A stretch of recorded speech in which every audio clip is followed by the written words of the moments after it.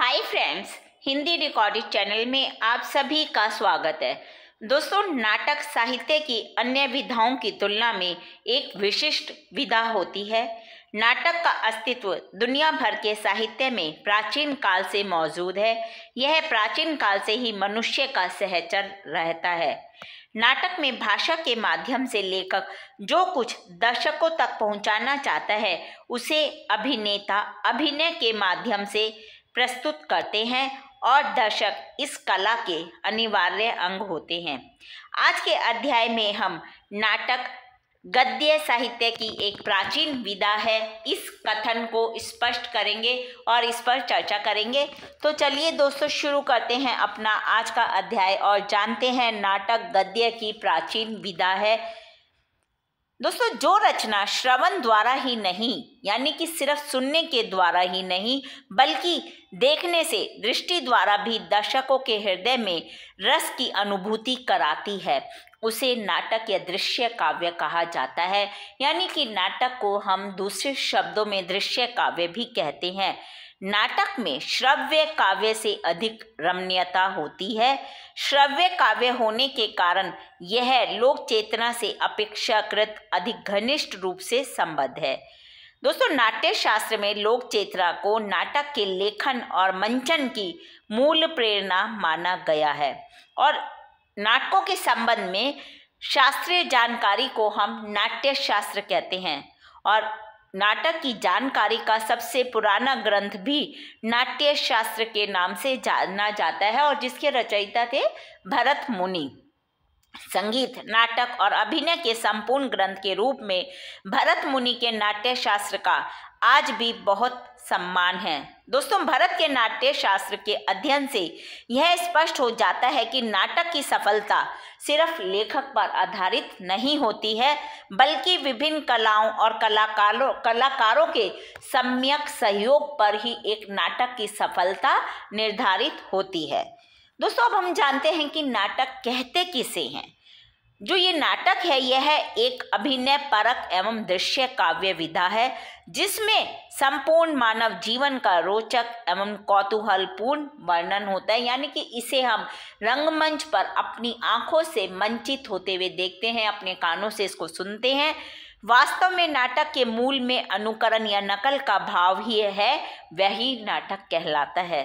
दोस्तों, नाटक में फैले हुए जीवन व्यापार को ऐसी व्यवस्था के साथ प्रस्तुत किया जाता है कि दर्शकों पर उसका अधिक से अधिक प्रभाव उत्पन्न हो सके और आमतौर पर एक कहानी या स्थिति प्रस्तुत करती है कोई भी नाटक जो होती है और इससे दर्शकों की जो भावनाएं हैं वो भी जोड़ती हैं, जिससे तनाव, अस्थिरता या सहानुभूति जैसी तीव्र भावनाएं पैदा होती हैं। जब हम रंगमंच पर अभिनीत होते हुए नाटक को देखते हैं तो जो भी अभिनेता होता है उसके संवाद या उसकी जो उसकी प्रस्तुतिकरण होता है उससे हमारे भाव भी जुड़ जाते हैं। यदि वो दुखी है तो हमें दुख का महसूस होता है, वो खुश है तो हमें खुशी महसूस होती है।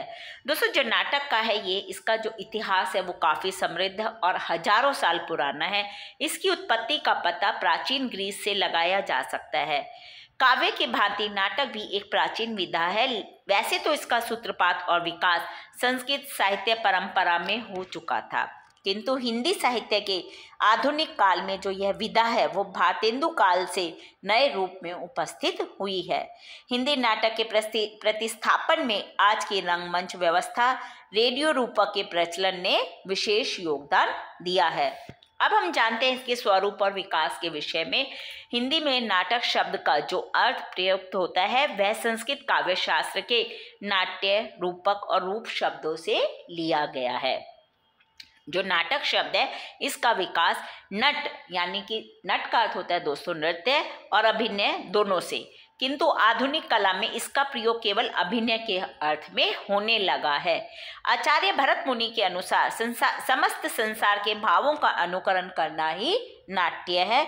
आचार्य धनंजय ने अपने 10 रूपक में अवस्था विशेष के अनुकरण को नाटक का, यानी कि नाटक की हर एक ने अपने हिसाब से, अपने अनुमान से अलग अलग परिभाषाएं दी हैं और नाटक में अवस्था का अनुकरण कौन करता है? अभिनेता, जो मंचन करता है मंच पर। अवस्था में पात्र की अंतः बाह्य दोनों अवस्थाएं आ जाती हैं। यानी कि जो मंच पर मंचन कर रहा है उसके अंदर की बाहर की दोनों ही अवस्थाओं का जो अवस्था होती है उसी को अनुकरण कहा जाता है। अवस्था की जो अभिव्यक्ति है वो घटनाओं से मिलती है और घटना का तात्पर्य कार्य से होता है। वही कार्य महत्वपूर्ण है जिसकी ओर प्रत्येक मनुष्य का ध्यान आकृष्ट होता है। यानी कि जब अभिनेता रंगमंच पर नाटक मंचन कर रहा है तो जो उसकी महत्वपूर्ण भूमिका होती है, जो उसका मेन मतलब वो क्या कहना चाहता है, उसी की तरफ दर्शकों का ध्यान आकृष्ट होता है। संक्षेप में नाटक को इस प्रकार लक्षणबद्ध किया जा सकता है जैसे नाटक में लक्ष्य युक्त क्रमबद्ध परस्पर संबंधित घटनाएं, यानी कि एक कथा होती है और यह कथा ऐतिहासिक, कल्पित या मिश्रित होती है। ये इतिहास से भी संबंधित हो सकती है, काल्पनिक भी हो सकती है, या फिर इन दोनों का मिश्रण भी कभी कभी नाटक में होता है। और इन घटनाओं को जब अभिनेता रंगमंच पर प्रदर्शित करता है तो उसे नाटक कहते हैं।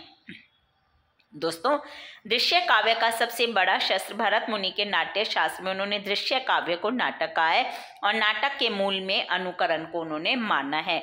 किंतु अनुकरण के अतिरिक्त नाटक में अभिव्यक्ति की भावना भी रहती है। नाटक में अभिनेता निजी भावना की अनुकरणात्मक क्रीड़ा द्वारा सुख की अभिव्यक्ति प्राप्त करता है। यानी कि जब वो अच्छा नाटक करता है तो उसे सुख मिलता है और दर्शक भी उसकी मनःस्थिति से तादात्म्य स्थापित कर सुख प्राप्त करता है।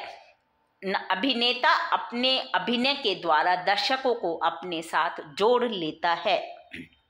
वास्तव में नाटक साहित्य की ऐसी रमणीय विधा है जिसमें अभिनय, संगीत, नृत्य, भाषण आदि सभी कलाओं का समावेश देखने को मिलता है और पात्रों की प्रत्यक्ष सजीव मुद्राएं, चेष्टाएं, भाव भंगिमाओं के सामूहिक सहयोग से ऐसी अद्भुत जो छटा है वो दिखाई जाती है कि जितने भी देखने वाले दर्शक हैं वो मंत्र मुग्ध हो जाते हैं। इस प्रकार से वास्तविकता का अनुकरण जीते जागते साधनों द्वारा किया जाता है। इसमें घटनाएं घटित होती दिखाई जाती हैं। घटनाओं का उद्घाटन पात्रों की क्रियाशील सजीवता से होता है। यानी कि जो पात्र उसमें भाग ले रहे हैं, नाटक को मंचित कर रहे हैं मंच पर, वो जितना अच्छा मंचन करेंगे उतना ही एक नाटक को सफल कर सकेंगे। नाटक को समाज के निकट आना पड़ता है। समाज के शिक्षित और अशिक्षित दोनों वर्ग नाटक से मनोरंजन प्राप्त करते हैं। शिक्षित वर्ग जो होता है वो तो नाटक को वैसे ही समझ जाता है, लेकिन अभिनीत होने के कारण, प्रत्यक्ष और मूर्त होने से, देखने से वो अशिक्षित वर्ग के लिए भी बोधगम्य हो जाता है। दोस्तों, नाटक में सिर्फ क्रियाकलापों का अनुकरण नहीं होता, मनुष्य की हृदयगत भावनाओं का भी अनुकरण नाटक के द्वारा किया जाता है। और यह जब भी संभव है जब हम दूसरों के सुख दुख को अपना दुख सुख समझ लें। जब अभिनेता समझ लेता है कि हाँ, इसमें उसको दुख के भाव दुख से और सुख के भाव सुख से मंचित करता है, तभी वो नाटक को सफल बनाने में सहायक होता है। यानी कि हमने देखा कि नाटक गद्य की एक प्राचीन विधा है।